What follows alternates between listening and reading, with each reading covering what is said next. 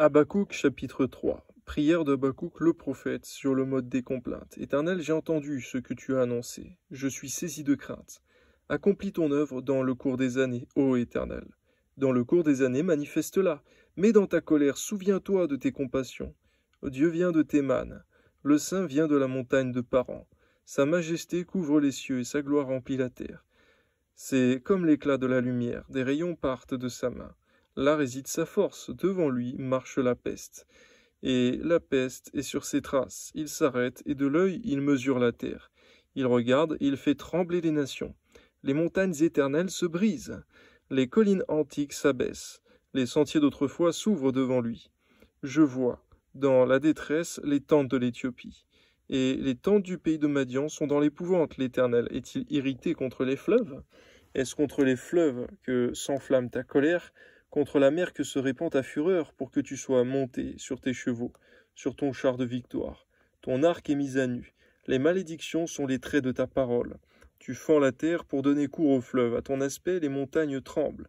Des torrents d'eau se précipitent. L'abîme fait entendre sa voix. Il lève ses mains en haut. Le soleil et la lune s'arrêtent dans leur demeure. À la lumière de tes flèches qui partent, à la clarté de ta lance qui brille, tu parcours la terre dans ta fureur, tu écrases les nations dans ta colère, tu sors pour délivrer ton peuple, pour délivrer ton roi. Tu brises le faîte de la maison du méchant, tu la détruis de fond en comble. Tu perces de tes traits la tête de ses chefs, qui se précipitent comme la tempête pour me disperser, poussant des cris de joie, comme s'ils dévoraient déjà le malheureux dans leur repère. Avec tes chevaux tu foules la mer, la boue des grandes eaux. J'ai entendu et mes entrailles se sont émues. À cette voix, mes lèvres frémissent, mes os se consument, et mes genoux chancellent. En silence, je dois attendre le jour de la détresse. Le jour où l'oppresseur marchera contre le peuple, car le figuier ne fleurira pas. La vigne ne produira rien. Le fruit de l'olivier manquera. Les champs ne donneront pas de nourriture. Les brebis disparaîtront du pâturage. Il n'y a plus de bœufs dans les étables. Toutefois, je veux me réjouir en l'Éternel. Je veux me réjouir dans le Dieu de mon salut. L'Éternel, le Seigneur, est ma force. Il rend mes pieds semblables à ceux des biches. Il me fait marcher sur mes lieux élevés. Chef des chantres avec instrument à cordes. Sophonie, chapitre 1. La parole éternelle qui fut adressée à Sophonie, fils de Couchi, fils de Guédalia, fils d'Amaria, fils d'Ézéchias, au temps de Josias, fils d'Amon, roi de Juda. Je détruirai tout sur la surface de la terre, dit l'Éternel. Je détruirai les hommes et les bêtes, les oiseaux du ciel et les poissons de la mer, les objets de scandale et les méchants avec. J'exterminerai les hommes de la face de la terre, dit l'Éternel. J'étendrai ma main sur Juda, sur tous les habitants de Jérusalem. J'exterminerai de ce lieu les restes de Baal, le nom de ses ministres et les prêtres avec eux. Ceux qui se prosternent sur les toits devant l'armée des cieux, ceux qui se prosternent en jurant par l'Éternel et en jurant par leur roi. Ceux qui se sont détournés de l'Éternel et ceux qui ne cherchent pas l'Éternel, qui ne le consultent pas. Silence devant le Seigneur l'Éternel, car le jour de l'Éternel est proche, car l'Éternel a préparé le sacrifice, il a choisi ses conviés. Au jour du sacrifice de l'Éternel, je châtierai les princes et les fils du roi, et tous ceux qui portent des vêtements étrangers.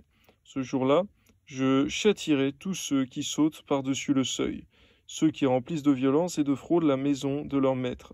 Ce jour-là, dit l'Éternel, il y aura des cris à la porte des poissons, des lamentations dans l'autre quartier de la ville, et un grand désastre sur les collines. Gémissez, habitants de Maktesh, car tous ceux qui trafiquent sont détruits. Tous les hommes chargés d'argent sont exterminés. En ce temps-là, je fouillerai Jérusalem avec des lampes, et je châtierai les hommes qui reposent sur leur lit, et qui disent dans leur cœur, l'Éternel ne fait ni bien ni mal. Leurs biens seront au pillage, et leurs maisons seront dévastées. Ils auront bâti des maisons qu'ils n'habiteront plus. Ils n'auront planté des vignes dont ils ne boiront plus le vin. Le grand jour de l'Éternel est proche. Il est proche, il arrive en toute hâte. Le jour de l'Éternel fait entendre sa voix, et le héros pousse des cris amers. Ce jour est un jour de fureur, un jour de détresse et d'angoisse, un jour de ravage et de destruction, un jour de ténèbres et d'obscurité, un jour de nuées et de brouillard, un jour où retentiront la trompette et les cris de guerre, contre les villes fortes et les tours élevées.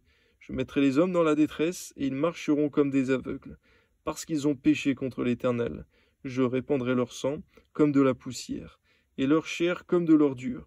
Ni leur argent, ni leur or ne pourront les délivrer au jour de la fureur de l'Éternel, Par le feu de sa jalousie, tout le pays sera consumé, car il détruira soudain tous les habitants du pays. On voit, Seigneur, qu'au jour de ta colère, l'homme cherche à se fabriquer, à se construire des forteresses, des refuges, mais personne ne peut échapper à ta colère. On prend ta colère seulement pour une catastrophe naturelle, mais tu vois celui qui se cache, même au moindre recoin du monde. Que ton nom soit béni, Seigneur. La seule solution est de faire alliance avec toi, qui est notre Créateur, et qui souhaite en réalité notre bien. Mais tu es celui qui juge à la fin des temps la méchanceté de l'homme. À toi seul soit la gloire, au nom de Jésus. Amen. Sophonie chapitre 2. Rentrez en vous-même, examinez-vous, nation sans pudeur, avant que le décret s'exécute, que ce jour passe comme la balle, avant que la colère ardente de l'Éternel fonde sur vous, avant que le jour de la colère de l'Éternel fonde sur vous. Cherchez l'Éternel, vous tous humbles du pays, qui pratiquez ses ordonnances. Recherchez la justice, recherchez l'humilité. Peut-être serez-vous épargnés au jour de la colère de l'Éternel. Car Gaza sera délaissée, Ascalon sera réduite en désert, Asdod sera chassé en plein midi, Écron sera déraciné. Malheur aux habitants des côtes de la mer, à la nation des Kérétiens. L'Éternel a parlé contre toi, Canaan, pays des Philistins.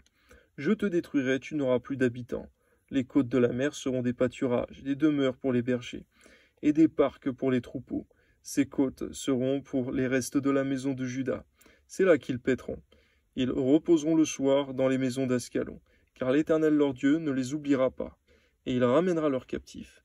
J'ai entendu les injures de Moab et les outrages des enfants d'Ammon, quand ils insultaient mon peuple et s'élevaient avec arrogance contre ses frontières. C'est pourquoi je suis vivant, dit l'Éternel des armées, le Dieu d'Israël. Moab sera comme Sodome, et les enfants d'Ammon comme Gomorrhe, un lieu couvert de ronces, une mine de sel, un désert pour toujours.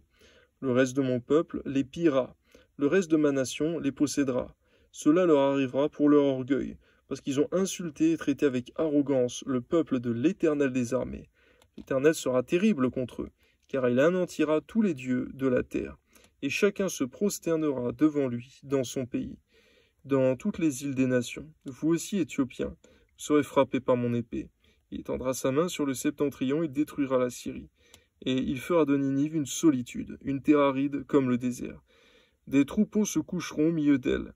Des animaux de toute espèce, le pélican et le hérisson, habiteront parmi les chapiteaux de ces colonnes. Des cris retentiront aux fenêtres, la dévastation sera sur le seuil, car les lambris de cèdre seront arrachés. Voilà donc cette ville joyeuse, qui s'assied avec assurance et qui dit en son cœur « moi, et rien que moi ». Et quoi? Elle est en ruine, c'est un repère pour les bêtes. Tous ceux qui passeront près d'elle siffleront et agiteront la main. Sophonie, chapitre 3. Malheur à la ville rebelle et souillée, à la ville pleine d'oppresseurs. Elle n'écoute aucune voix, elle n'a point égard à la correction. Elle ne se confie pas en l'Éternel, elle ne s'approche pas de son Dieu. Ses chefs au milieu d'elle sont des lions rugissants.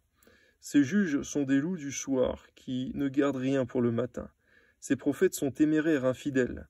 Ses sacrificateurs profanent les choses saintes, violent la loi. L'Éternel est juste au milieu d'elle, et il ne commet point d'iniquité. Chaque matin, il produit à la lumière ses jugements, sans jamais y manquer.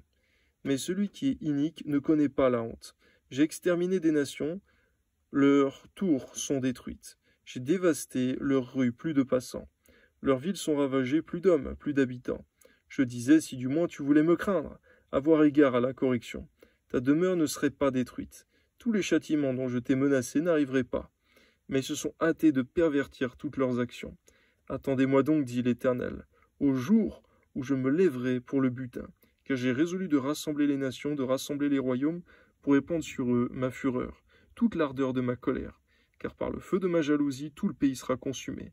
Alors je donnerai au peuple des lèvres pures, afin qu'ils invoquent tous le nom de l'Éternel, pour le servir d'un commun accord.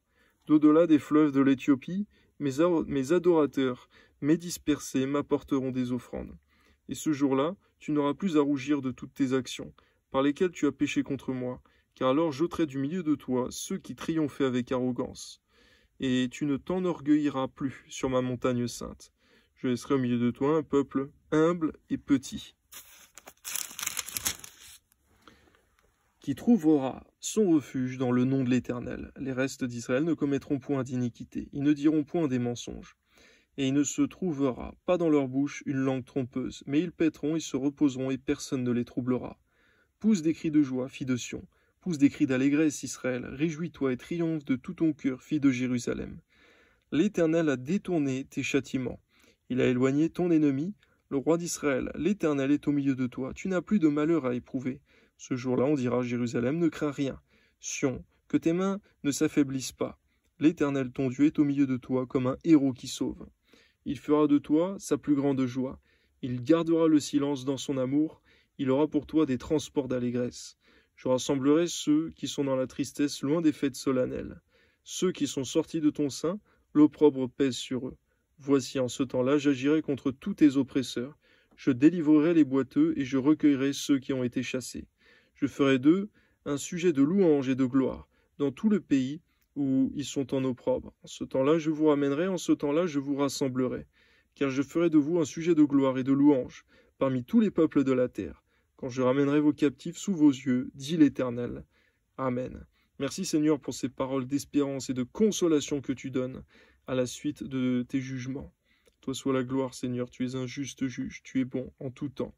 Toi soit la gloire, Seigneur. Au nom de Jésus. Amen.